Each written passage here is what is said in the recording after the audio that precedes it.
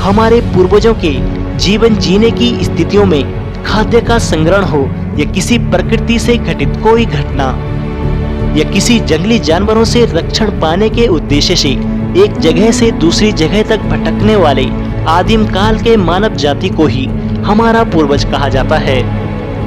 वैसे इंसानी जीवन की शुरुआत कैसे और कहां पर हुई थी, इस विषय के बारे में निश्चित जानकारी तो किसी के पास नहीं है, लेकिन अनुमान के आधार पर हजारों साल पहले अफ्रीका और जर्मनी में उन आदि मानवों का वास हुआ करता था।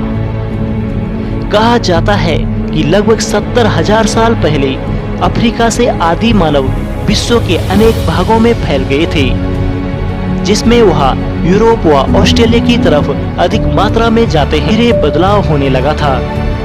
बात उस समय की है जब हिमालय का जन्म नहीं हुआ था। हिमालय की जगह पर एक विशालकाय झील हुआ करती थी, जिसके चारों तरफ घना जंगल हुआ करता था। यहाँ वहाँ पर घूमते फिरते थे वन मानव की तरह दिखने वाले कुछ प्राणी। दरअसल गोरिल्ला चिंपैंजी की तरह दिखने वालों को ही हम वन मानव कहते हैं, लेकिन कहानी के मुताबिक हम जिनकी बात कर रहे हैं वे लोग इन प्राणियों की तरह बिल्कुल नहीं थे। ये जीव एक पेड़ से दूसरे पेड़ पर कूदते फिरते रहते थे, पर कभी कभी जमीन पर उतर आते थे। खाने को छोड़कर उन लोगों के लिए कोई और चिंता का विषय नहीं था। वह पेड़ों से फल संग्रह करके खाते। शुरुआती काल में यह इसी तरह से जीवन बिताते थे। एक दिन अचानक इस विशाल सागर में भयानक कंपन हुआ।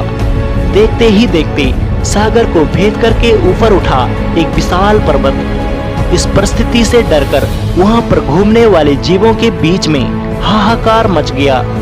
अब हिमालय की उत्पत्ति के कारण जंगल के साथ साथ वहां पर रहने वाले जीव दो हिस्सों में बंट गए थे।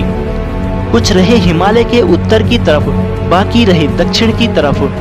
धीरे धीरे पर्वत की उत्तरी हिस्से में वर्षा की मात्रा कम होती गई। इस वजह से वहां पर पेड़ पौधों की मात्रा में काफी कमी होती गई, जिसका एक ही विकल्प बसा हुआ था, उत्तर दिशा की ओर आगे बढ़ते रहना। खाने की तलाश और रहने के उपयोग किसी स्थान की खोज में वे जीव उत्तर की दिशा की ओर बढ़ते गए।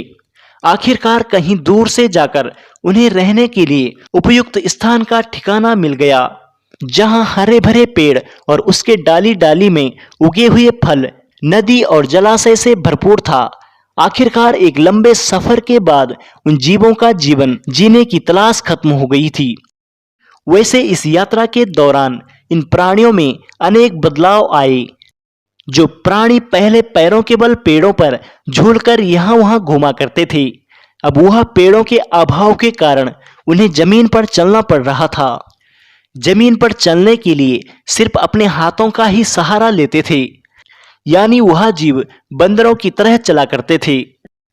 लेकिन इस तरह से चलते चलते इनकी पीठ में दर्द होने लगा था। बल्कि यही जीव बिना हाथों का सहारा लिए दो पैरों पर अपना वजन रखने लगे थे। लेकिन बिना आदत के ऐसे चल पाना इन जीवों के लिए आसान नहीं था।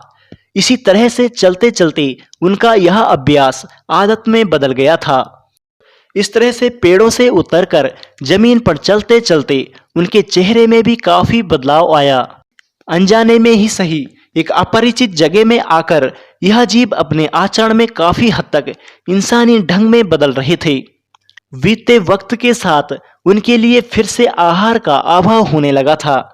वैसे जीवों को जीने के लिए आहार के साथ साथ मौसम के बदलाव के कारण और खतरनाक जंगली जानवरों से बचने के लिए उन्हें किसी सुरक्षित स्थानों की खोज करना जरूरी हो गया था। अब से सुरक्षा को ध्यान में रखते हुए यह सिर्फ सोते हुए भी झुंड बनाकर जंगलों में रहते थे और जंगलों के गहरे हिस्से में घुसकर खाने की तलाश भी करने लगे थे।